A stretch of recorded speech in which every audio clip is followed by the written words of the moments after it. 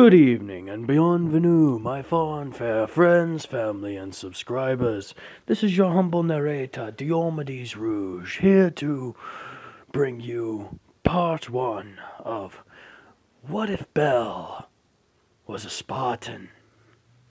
Now, where we last left off, Leonidas had just finished a pep talk with his son, and in turn offered to bring him to the training yard.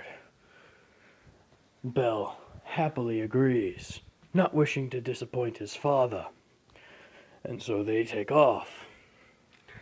5 minutes later, they come across the boys that have already been in training for hours at this point, where Bell sees a couple of his friends, staunch and stout figures these young men are, slightly older than him, but people who have given him advice and helped him train nonetheless. They look at him a bit odd and puzzled by his sudden change, but it does not change how they feel towards him. If anything, they feel happy that he is still in one piece, even if he is a bit changed, altered, if you will. Now, Bell is placed into my apologies. I got a wee bit ahead of myself. Your humble narrator does that from time to time. As Leonidas brings him there, he informs the head training officer that he is sorry for his son's lateness, and that he needed to properly eat before he proceeded. The trainer says, "Of course, sir. I would not want our young star to be famished upon his training." Indeed, King Leonidas states, as he pats the boy on the shoulder and wishes Bell off, as he goes back to his business. Now, Bell is sent into formation, and they are told they're doing team exercises. A full-on 10-mile run through the city. And when I say through the city, it's more along outside the city perimeter. And they are not to stop until they hit that marker.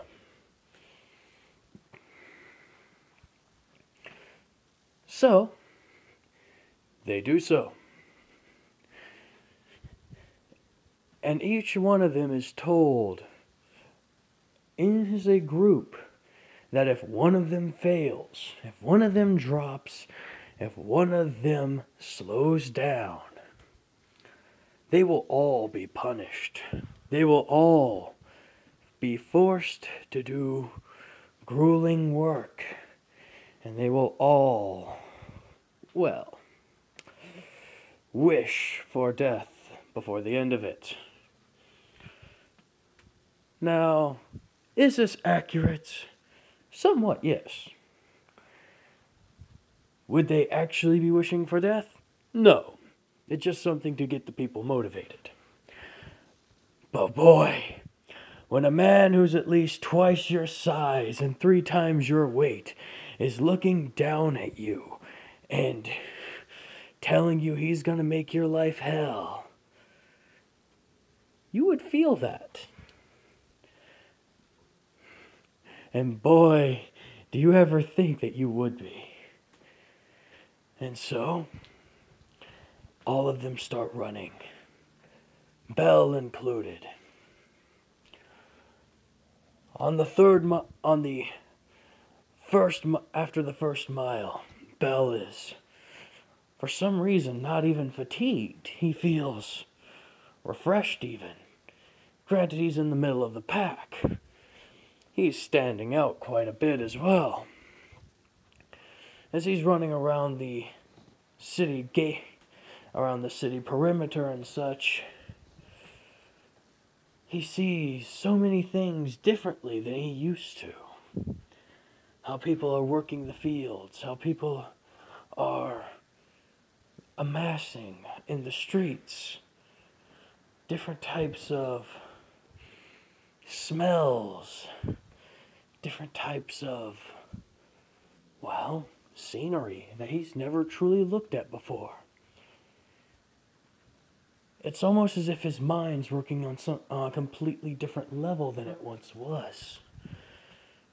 But he has no time for that. He figures if he has enough time to gawk at the scenery, he has enough time to move even faster. And so he does. And he breaks away from the pack, ever so slightly. He starts running faster and faster, breaking free from the middle and going straight to the front. And he goes straight to the front head of the pack. The instructor, somewhat surprised by this, says, "Oh, trying to show off, are you, Mr. Bell? Are you, Bell? What, after 3 days of laying around, you're finally full of energy?" "Sir, yes, sir." "Ah, then I say you can keep that momentum going for the rest of the 9 miles, wouldn't you say, Bell?" "Of course, sir." "All right, you heard it here, everybody. If Bell doesn't, you all have to try and outrace Bell. Now, if you wind up beating him, well, I guarantee you will all get a reward. Anyone who beats him gets a reward. And anyone who fails, well, then Bell will get the reward.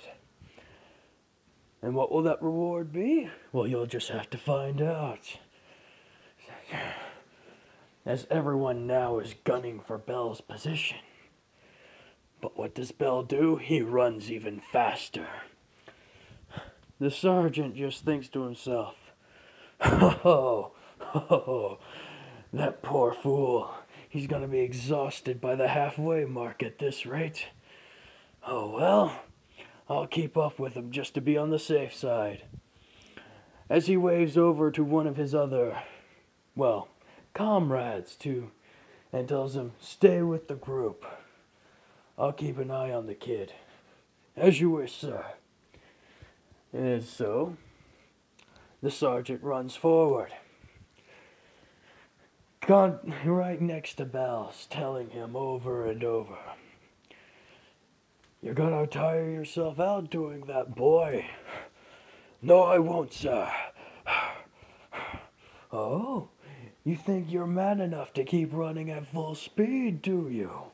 "I know I'm man enough, sir." "And you haven't even seen my full speed yet." "Ha!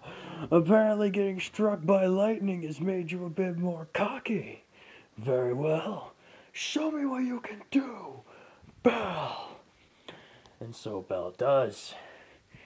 He gets this cocky grin on his face and he hammers his foot into the ground even harder, slamming them down one after the other, moving faster and faster, making it to where each slam of his foot echoes across the city, across the pavement. People are even beginning to take notice of this, saying, "What's that sound?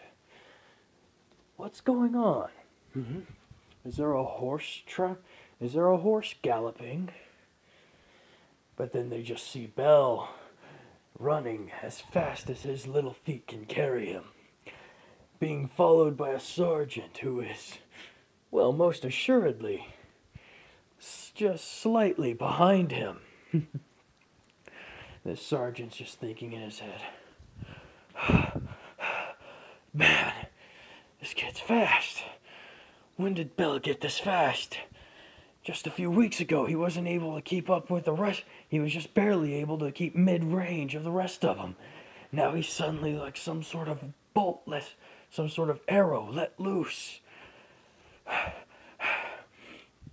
No. We gotta keep going. I won't lose to a kid." As he runs even harder, pushing himself even farther, just to keep track of Bell, who is even more ecstatic. He's running hard, running fast. He is feeling pure bliss and joy from this competition. He hears he hears his other teammates behind him trying desperately to catch up to him. But he does not care. Why should he? They are his opponents at this point, and he wishes to win. And so he runs. The second mile marker appears, and he's still going full sprint. The sergeant at this point, running at full gallop, is winded, but not done yet. He slows down his pace just enough to where he can still keep eyesight of Belle while being able to catch his breath. Belle, feeling irritated, says, "No. Is there no one who can keep up with me? Fine. I'll continue on my own." As he pumps himself even faster and faster, eventually passing the third mile marker and the fourth. By the time the sergeant reaches the fourth one, he tells one of the sergeants there to keep up with Belle, that the young prince has gone crazy. He's pushing himself too hard. He's going to drive his heart out if he keeps doing this. He's been running full speed non-stop for over 4 miles. And so, the sergeant takes off. The sergeant takes off like a bat out of hell. And whenever he figures, I did see him, but I didn't know he was running for that long. Belle at this point is feeling slightly winded. He's ran 4 miles after all. And his shirt is drenched with sweat. But he does not care. To him, this is fun. To him, this is excitement. Pushing yourself to your uppermost limitations and then beyond them. He's never felt so alive. And so he keeps pressing forward, harder, faster. Each step he takes, he feels more speed coming through him, going through his body as he keeps on pressing onward. The sergeant eventually gets eyesight of Belle, but he can't get any faster. He can't catch up to him. And that's when he makes a very decisive decision. He signals over. He runs over to a couple of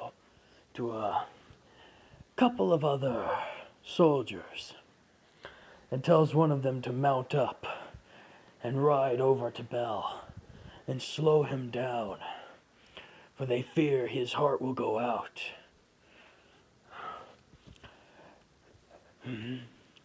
One of the men say, "The young prince." Yes, he's just gotten back, and he's non-stop running. He's been going at this for over 4 miles now. I fear if this keeps up, he'll die. Please, run fast. Run as fast as your horse can carry. And so the man does. He hops on his steed and kicks, and that horse takes off. And he finally does catch up to Belle. What, did you really think I was going to make it to where he was faster than a horse at 8 years old? Come on now. A little bit of sense now, y'all. I like balanced characters. So, at least for now. He catches up to Belle, and he's surprised by his speed. Belle, slow down. You're going way too fast. You're going to drive yourself off. You're going to drive yourself into a grave. To this, Belle just smiles and says, "Oh, finally, Someone willing to race me? Huh? Unfortunately, you needed a steed you needed a nag to carry you to me, huh? Fine. Let's see how fast your nag can go. As Bell yet again feels a surge of adrenaline coursing through his body as he begins to run even faster. So what's with this kid? The man tries waving him down for over the next mile and a half.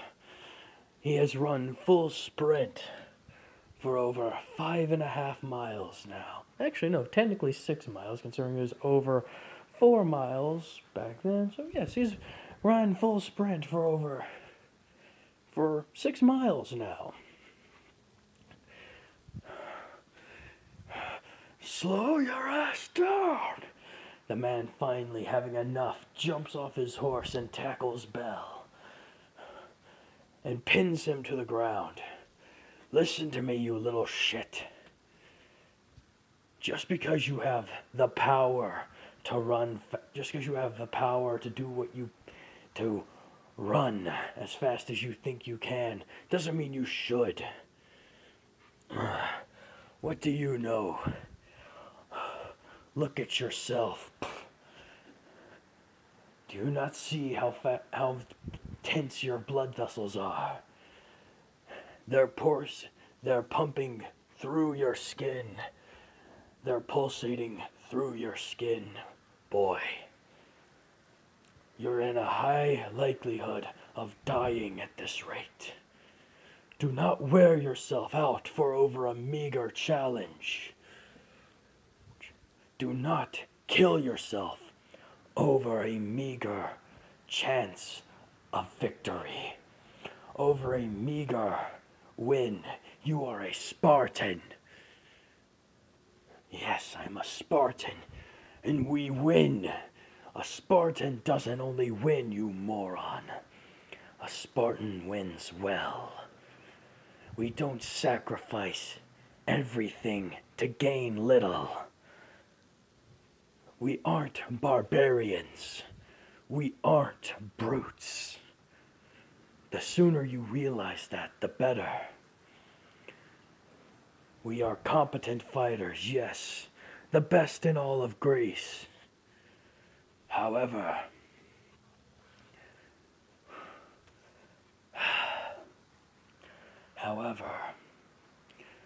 it's not just fighting we do. We win. And we hold lines.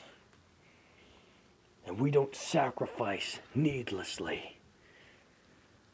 If there is a sacrifice to be made, we will make it. But we do not throw ourselves to the gates of Hades for nothing.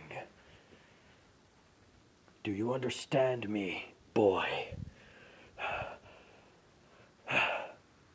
As Bell slowly begins to catch his breath.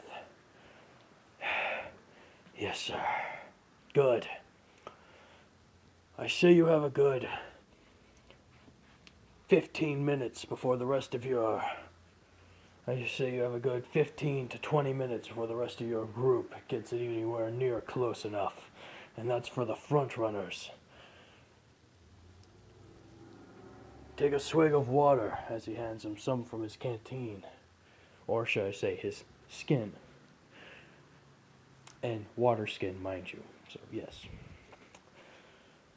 Drink some of this. Bolster your spirits back up.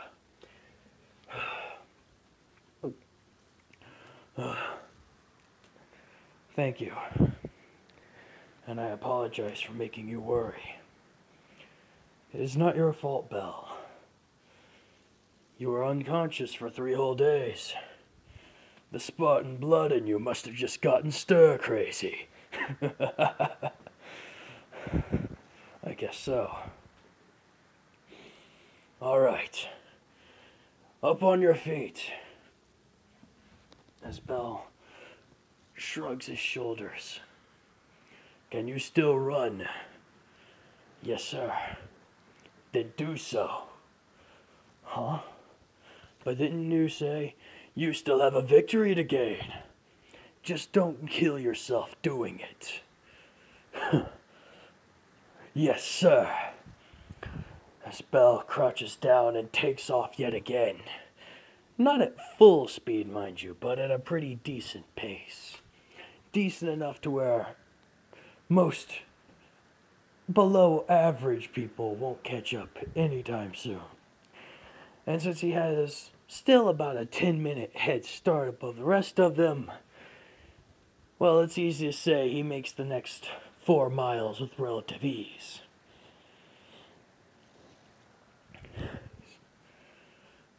Upon getting back to the main camp, or the main training ground, I could say, Bell is, well, somewhat tired. More tired than he thought.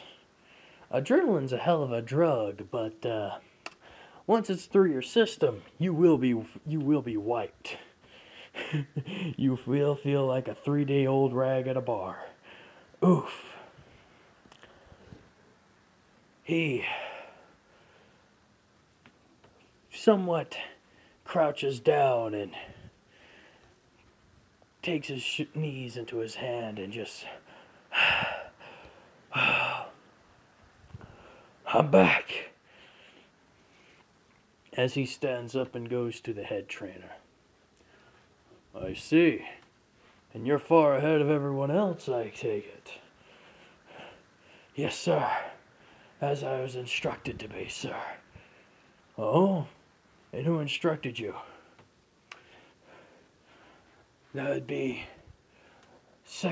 your second in command. Odysseus. Over there. He wanted to make a challenge for me. Since I broke away from the pack early on. He told me he would give me a reward if I kept my pace for the next 10 miles, for the rest of the 10 miles. Kept my lead. And anyone who surpassed me would get it instead. I kept my stride, and I surpassed them all. I see. Very well. Then you'll get 2 prizes. Huh? Well, for one, from what I can tell, the nearest person is another 12 minutes behind you.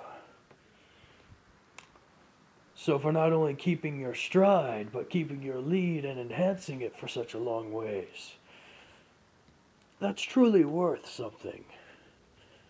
So I will gladly give you a reward of my own. And I'll make sure Ulysses gives you a reward as well. Yes, sir. What do you give me, sir? Simple. You have the rest of the day to catch your breath and do minor training. Practicing with your weapons and such. You will sit out from the standard strength training. But sir, that sounds more of a punishment. Not for someone who's ran themselves as dogged as you have, boy. Or do you wish me to double your training? No, sir. I'll gladly accept your humble offer. Good. I will also be giving a report to your father. Thank you, sir. As Bell sits down and takes a breather. I didn't think I ran myself that ragged.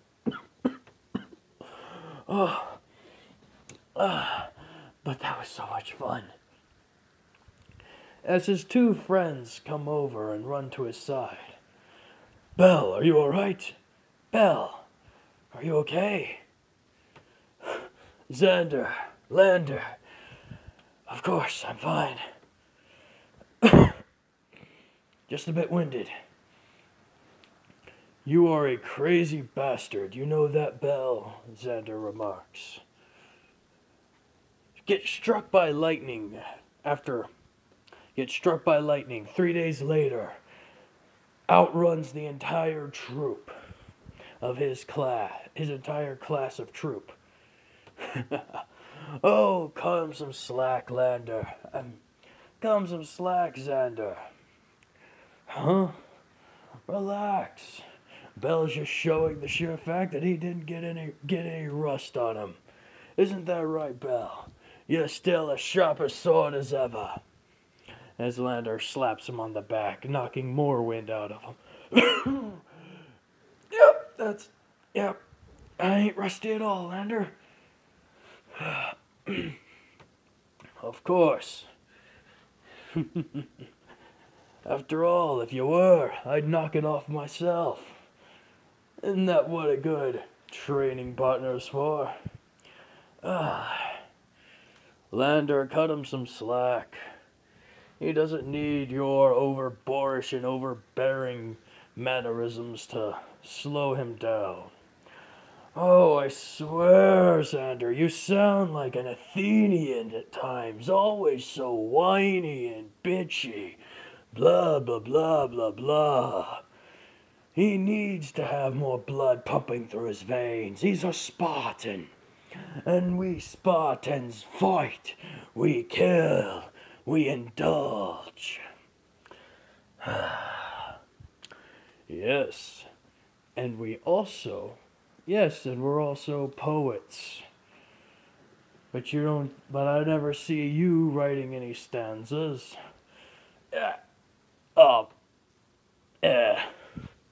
We're also mathematicians. I never see you doing any equations. You like to adapt what you find from our history to suit your needs. However, you fail to interpret the entire thing, which will be your downfall. Oh, Xander, knock it off, I swear. Ay, vey. You're more irritating than I want to. I can't believe we're brothers, much less twins. I swear. One of these days, your boorish behavior will get you killed, Lander. And one of these days, your prissy attitude's going to land you in a buttload of trouble, and don't expect me to bail your ass out of it. Bell just shouts up, "Shut up, both of you!" as he grabs them both by the head and slams them together. Boom! Ow! Listen up. Xander, you're calm, methodical, and strong. You're calm, methodical, and strong. You're sturdy as hell. Lander, Lander, you are a massive structure of strength and near feral in your way of attacking. Oh, bro. But both of you need to learn to work together. You guys would make a great team if you would stop arguing with each other and actually start combining your efforts. You're right, Xander replies. How come is it that you, one who's 4 years younger than us, is able to tell us things that our captains clearly are not able to? Indeed. It's almost as if you somehow are able to, figure out things that others can't, Bell. I don't know. Just luck, I guess.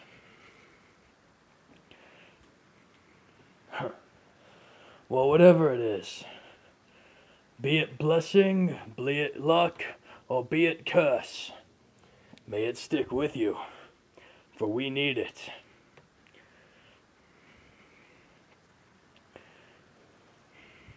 Thanks, guys. Now, Olypius finally returns. And this is towards the end of the day. as the reward is being brought up. Bell remarks, "Didn't you promise me a reward, sir?" "I sure did, Bell. Come here." As he walks over to him. "Take this." As he pulls out a sword from his back.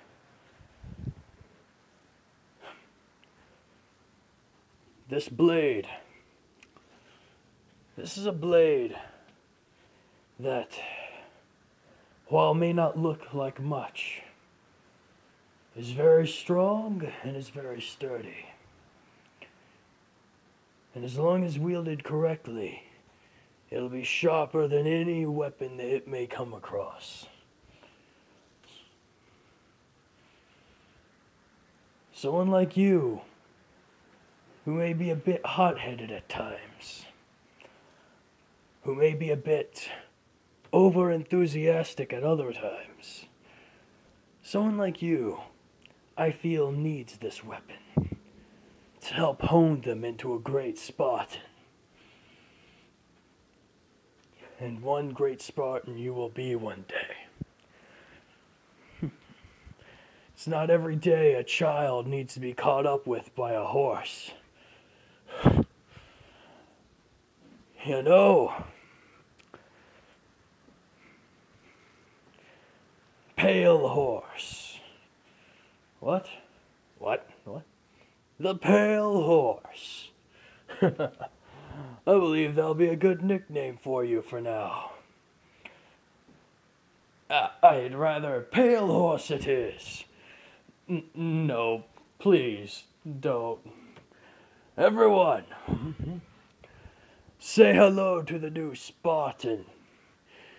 The name that was Bell is now gone. All live the pale horse. All hail the pale horse. Oh, you guys are assholes. As they all start chuckling and grimacing and grinning from ear to ear. Please tell me that's not going to stick. Depends on what you do in the future. You never know. Titles change as people grow. And boy, do they ever. For I have a lot of plans for this. So, 4 years have passed now at this point. Bell has become stronger, leaner, meaner, has learned how to properly use his sword and spear, as well as his shield, the symbol of all Spartans, their pride, their fury. The Spartan shield is a masterpiece of elegant design as well as defensive measures and offensive devastation. To a Spartan, to lose their shield in combat is a worse dishonor than losing their spear or their blade. For the shield is not meant to only cover you. It is meant to cover your brother. And if you lose the thing that protects the rest of your family, well, then you are truly lost yourself. Bell is now 12, and he is brought along on a minor assault against some pirates. They found where they were stationed at and figured the newest recruits can get some experience and maybe some blood on them as well. Now, Bell is not part of any main regiment. No. He's part of the rear guard of the ships. He is not meant to go into battle. He is not meant to fight. All he is there to do is to help supply, tend to the soldiers, and guard the ship. Now this is a single ship that is going off to take care of these pirates. And this single ship has 30 Spartans on it. 2 of which Bell knows personally. Xander and Lander. Both of whom have I wouldn't say graduated, but have passed their rites and are fully fledged brethren of the Spartan military. They tell Bell not to worry. They'll protect him. Bell responds with, "Oh yeah? Who's gonna protect you all?" "Very funny, little man. At least I'm not a bigger target." As they all sort of chuckle amongst themselves. Yeah, in case you don't know, Spartans were very sarcastic bastards. They, if you looked up prideful and sarcastic in the dictionary, you would come across a Spartan photo right there. They had a lot of pride in their home as well as their military strength, and they were very sarcastic. Very, very sarcastic. I'll get more into that later. So, they approach the land where the small island where the pirate base is being held is stationed. And they send forth the 25 brothers to go and attack. Root them out, slaughter them, come back, tell stories. That sort of thing. They station 10 Spartans back on the ship and 5 out on patrol, just in case something happens. And, well, the group of raw recruits, which consists of Bell and 5 other very small fries, they are all, well, sticking along with the rear guard back on the ship. So in total there are, if I do my math correctly, let's see here, 10, 5, yeah, that's 15. Sorry, distracted by Doggo. She adorable.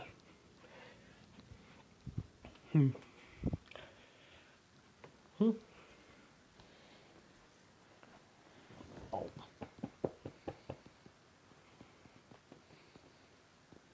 Sorry, Doggo. Anyways, so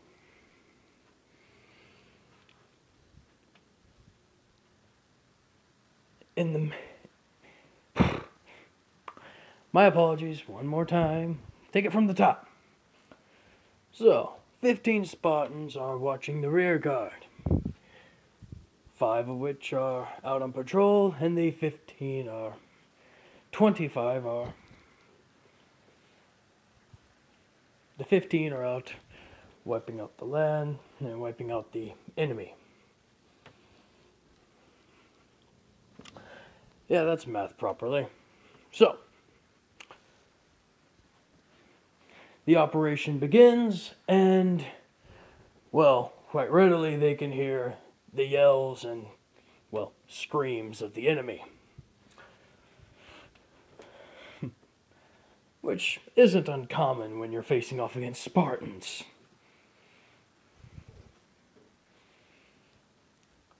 However, if we cut over to the main fighting force, they find out that the pirates are a bit more than they were originally thinking.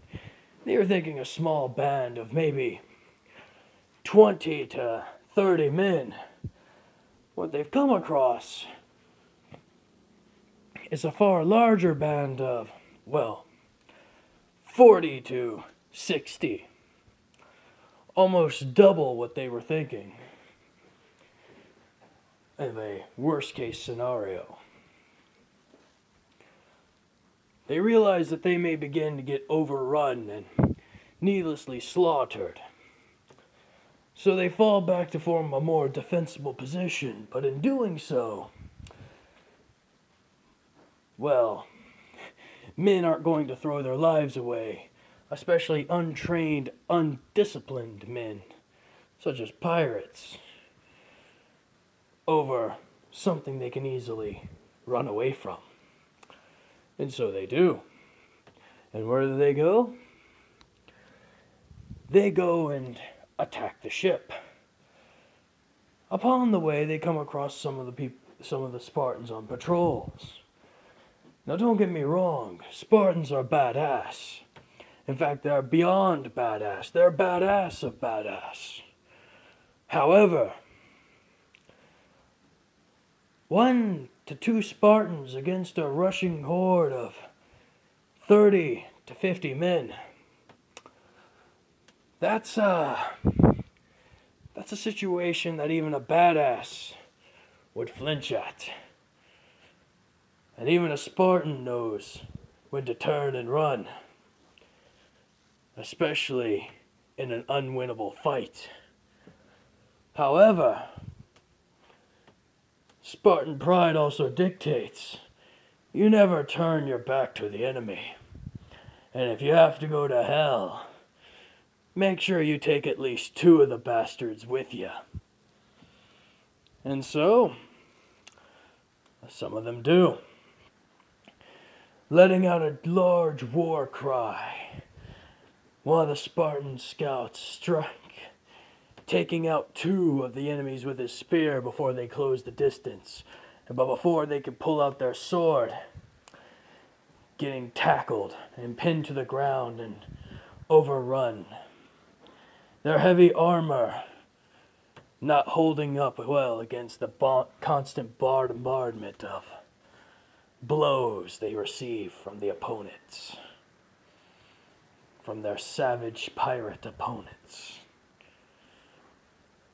But that war cry was not in vain, for the other scouts have heard it, and they fall back to the ship. The 15 Spartans that were held up in the cave have slaughtered the 20 men that were attempting to overrun them, and are trying to rush back to, well, slaughter the ones that have retreated outside of the cave and possibly to their ships. However, there is only one dock on this island, and the Spartan warship is at that dock. The pirates see this opportunity to loot or capture this ship, and they aren't going to pass it up. For all they see is a bunch of raw recruits, a smaller force by any stretch of the imagination, and they rush. Xander and Lander hold their ground. A few of the other recruits are backing away, not knowing if they should interfere or just let the scouts and, well, the rear guard handle it. But Bell, oh no, no. Bell knows his place. He knows that there is no training like actual combat. And they told him that this would be a part of his training, that he may have to stain his weapon with blood. And he doesn't mind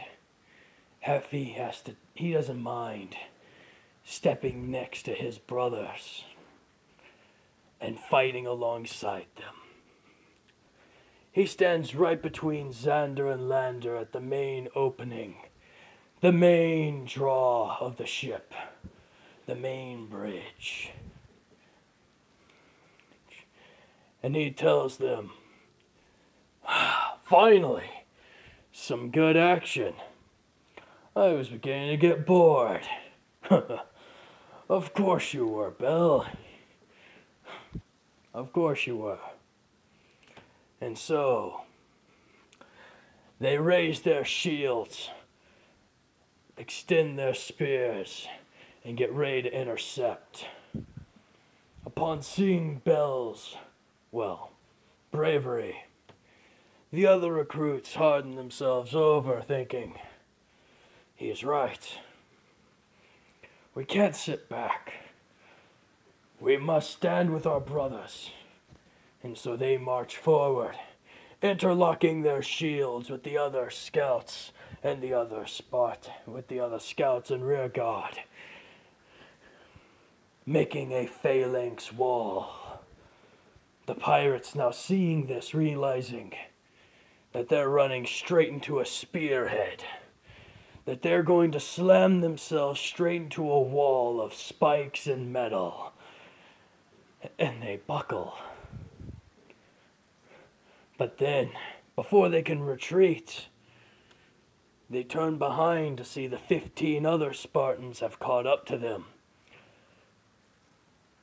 And they are interlocked side by side, wielding shields and swords, wielding shields and spears, ready to gut them down for the needless sacrifice of their proud brethren. The pirates panic, but there's nowhere to run. One side is death, the other side is death. And so they fight like rabid animals cornered in a cage, charging both sides, figuring if they must die, they'll die standing. Which, to be fair, isn't the worst way to go. Some of them charge up the ramp and are then instantly impaled by a hail of spears, thrusting forward through their innards, through their guts, out their back, and then pulled back, and their bodies then pulled back and slammed against the shields, knocking them off the spears, ready for them to be used again.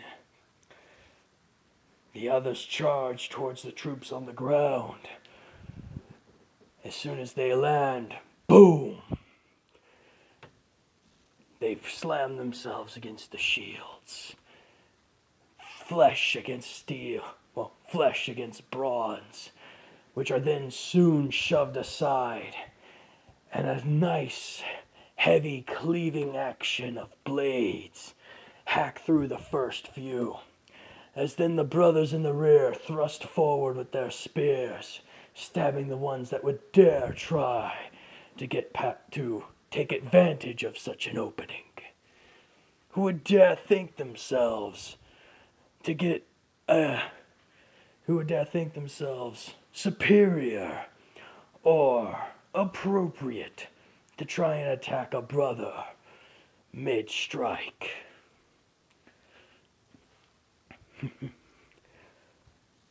The battle only lasted seconds, and Belle's spear is coated in a nice fresh sheen of blood.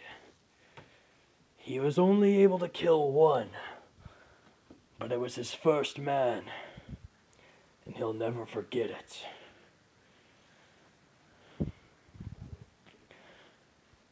As the leader of the ship captain of the ship walks forward,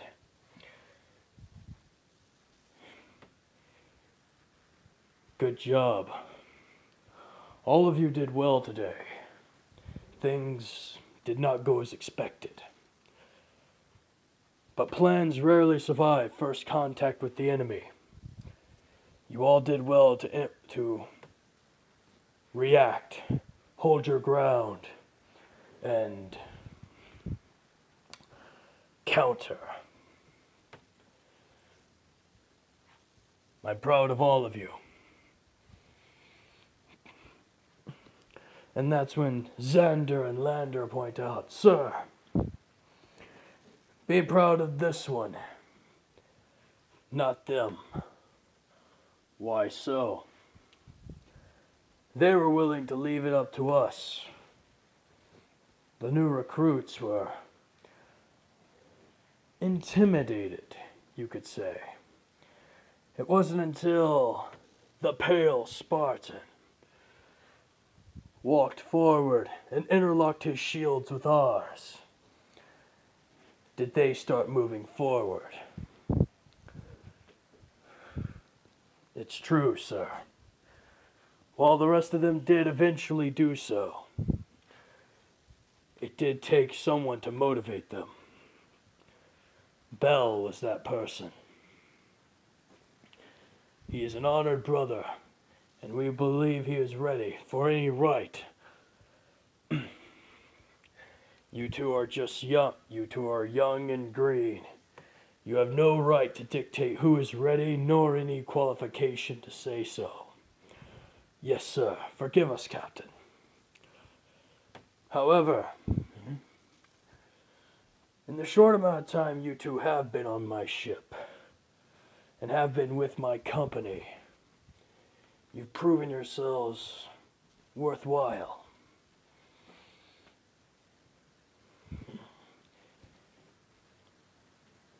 I'll put in a notice with your commander, Bell, with your training officer, and if he deems you ready for the trials, well then, I won't be one to stop you. But be prepared, for your two brothers here, they can tell you that the trials have broken men who are older and stronger than you are. Permission to speak, sir. Granted, Bell. They may have broken people who are older than me. However, they have never broken anyone who is stronger than me.